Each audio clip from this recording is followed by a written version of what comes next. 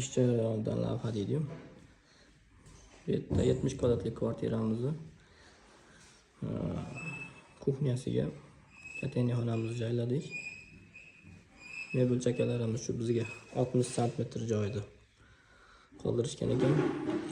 Bundan kattaytirishga imkoni bo'lmadi. Shu yerga moslab sig'dirishga harakat qilyapmiz. Endi mana ko'rib turibsizlar, ish jarayonida hali beri tugatganimiz yo'q.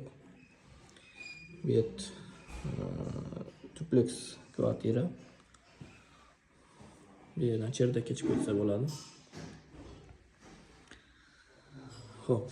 6-etajda turibmiz hozir. Tepa 7 tom cherdak bo'lsa, 6-etaj to'pli pol qilganmiz. Mana ko'ribsizlar, granit bosilgan, to'pli pol. Radiator qilinmagan. Tepa cherdakda radiator qilganmiz. Trihodovoylar bilan, servoperitlar bilan ishlanyapti. Chistotniy nasoslari, gaz yukatol, elektriskiy nafsak suluch qo'yilyapti bu. Kichikroq gaz bo'lmay qolgan holatga. Hop, bu yerga mana demir xotlari. Bu mebel ichida qolib ketadi. Shu holatda bo'lyapti. Bitsa yana xudo xolasa video qilamiz. Mana shu holatda.